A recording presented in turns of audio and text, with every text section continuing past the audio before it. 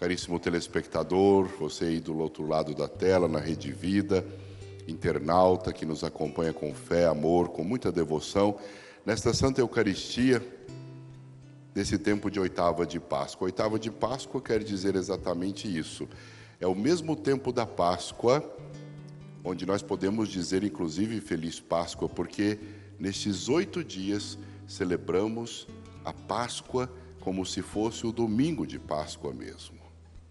Por isso, Feliz Páscoa a vocês, feliz ressurreição no coração de cada um, de cada uma. Meu irmão e minha irmã, hoje a palavra do Senhor vem nos dizer da experiência de Maria Madalena quando foi ao túmulo e viu que a pedra fora retirada. Começou a chorar. Não entrou, ficou chorando.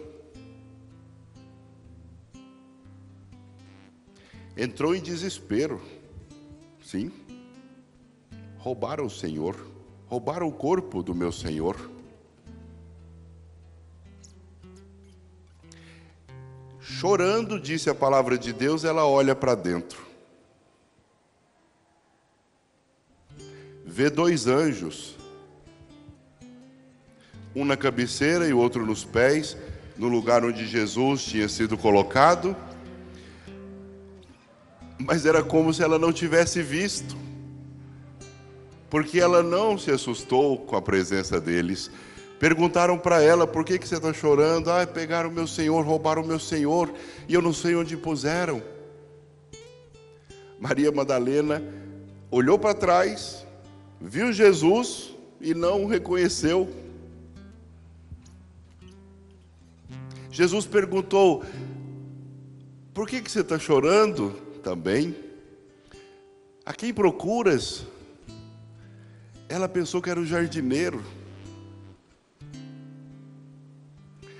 Se o Senhor pegou o corpo do meu mestre, me diz, onde o Senhor colocou que eu vou buscá-lo? Interessante essa reação dessa mulher. A reação de Maria Madalena mostra o quanto o desespero, a tristeza, a angústia, o sofrimento podem vendar nossos olhos para a verdade. O quanto o desespero, a tristeza e a angústia podem tapar os nossos ouvidos.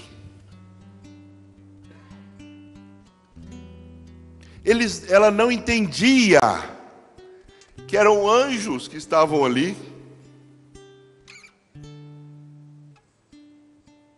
Ela não enxergava a realidade de que era o próprio Jesus que estava atrás dela, alguns passos. Pensou, deve ser o jardineiro.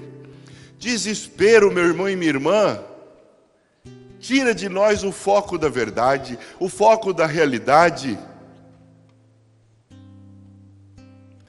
A palavra desespero quer dizer ausência de esperança. E quando você perde esperança, você já começa a largar a mão. Você pensa no fracasso o tempo todo. Você fica focado no pior. Seu coração se enche de trevas quando ele está desesperançado. Você entra em desespero. Você não espera mais. Você não vê coisas boas mais. E quando nós deixamos de ver coisas boas, nós não vemos a verdade à nossa frente, nem que ela se apresente.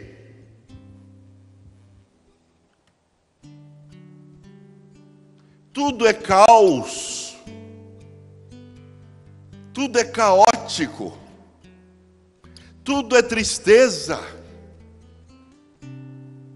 Ela estava tão desesperada que quando ela viu a pedra removida, ela não teve coragem nem de entrar. Ficou ali fora chorando.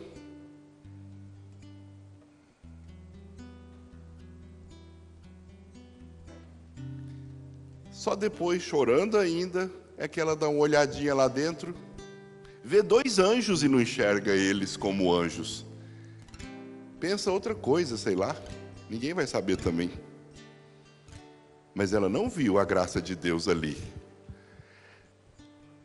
Maria Madalena deixou de se lembrar das palavras do Senhor, deixou de se lembrar das profecias, deixou de se lembrar daquilo que o Mestre havia predito, que o Filho do Homem iria sofrer, morrer, mas depois, no 3º dia, ressuscitaria. Porque é isso que, quando a gente está em situações extremas da vida, que acontece com a gente. Quando você perde uma pessoa amada, alguém aqui já deve ter perdido alguém na família. Acho que todos nós, né? Se a gente entra em desespero, a gente não enxerga a verdade. Ficamos inconsoláveis. Aí chega uma pessoa, põe a mão no ombro da gente, na cabeça, faz sinal da cruz na testa, e a gente fica ali, o que eu faço da minha vida agora? O que vai ser? É assim, não é, gente? É a hora do desespero. A gente fala mesmo, o que eu vou fazer agora da minha vida? Fulano se foi e eu fiquei. Maria Madalena, nesse momento, o que eu vou fazer da minha vida? Meu mestre se foi, roubaram o seu corpo. Ela não enxergava a verdade nem a realidade.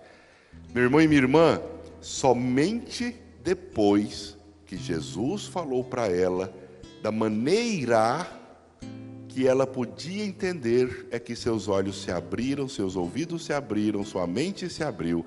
Ele disse, Maria. Aí ela acordou para a realidade. E ela responde, Rabuni, mestre. Muitas vezes nós precisamos de um tranco. Precisamos de palavras-chave. Precisamos muitas vezes de algo que nos referencie, nos faça recobrar o nosso eixo. Muitas vezes nós precisamos de pessoas que nos alavanquem para que nós não afundemos.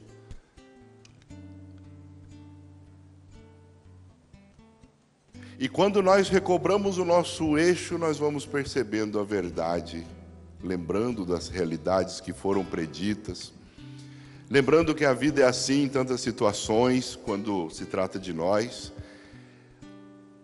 Passamos da angústia e do sofrimento à aceitação. Mas nesse caso específico, os olhos daquela mulher se abriram. Ela passou a ver Jesus e não um jardineiro.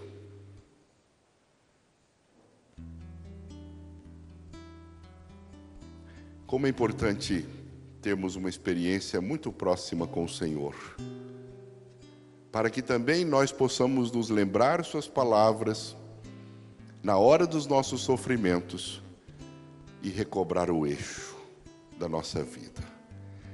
Pessoas sem Deus, pessoas que não têm Deus, que não querem Deus, pessoas que não buscam Deus, que não querem aprender de Jesus, que nem conhecem porque não lhes interessa coisas santas de Deus, na hora do desespero, e vão haver esses momentos, não conseguem superar.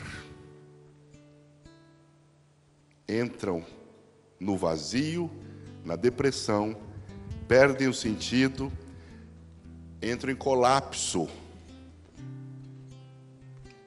Por isso, meu irmão e minha irmã, é missão minha e sua ensinar essas pessoas o caminho certo, dar esse tranco nelas, chamar-lhes a atenção, fazer com que elas comecem a buscar Deus.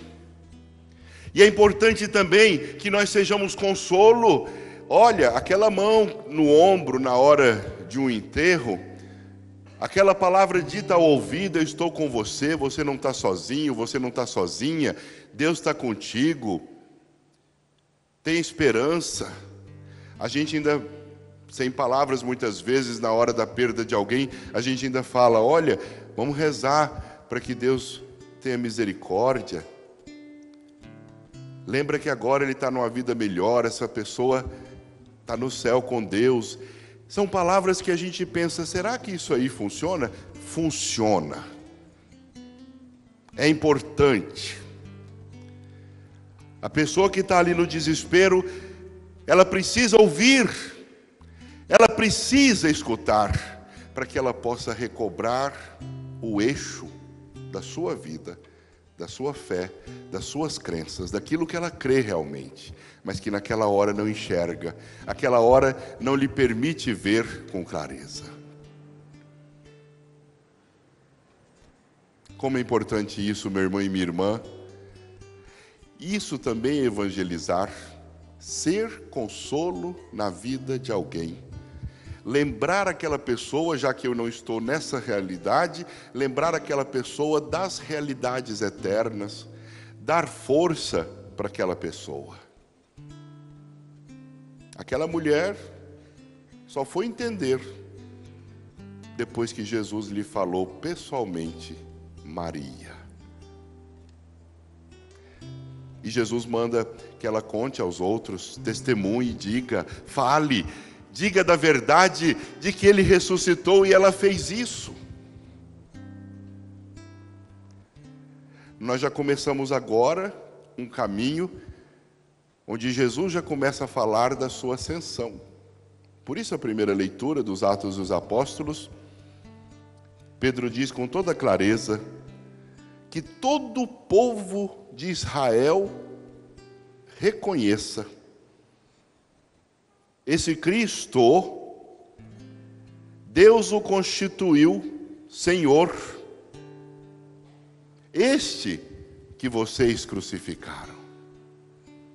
E através dele nós todos teremos a remissão de nossos pecados e a salvação eterna. É por ele que nós agora podemos chamar a Deus de Pai. Portanto, arrependei-vos, confesseis vossos pecados e crede na palavra e na vida eterna. Meu irmão e minha irmã, nesse tempo de Páscoa, vamos nos lembrar que graças ao Senhor Jesus, nós podemos dizer: ó morte, onde está a tua vitória? Graças ao Senhor Jesus, nós podemos dizer que a palavra última da nossa vida é vida eterna, é vitória. E quanto mais nós crermos nessa verdade e de que Deus está em nossa vida, mais nós vamos superar as dificuldades e dores que esse mundo nos impõe, que a própria natureza da nossa condição humana nos impõe.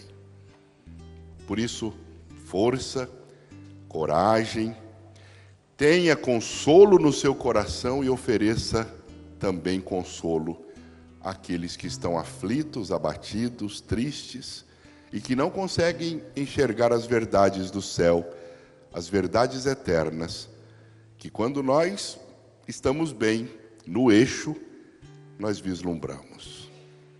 Que o Senhor nos dê a sua graça e o seu Espírito cada vez mais. Que assim seja. Amém.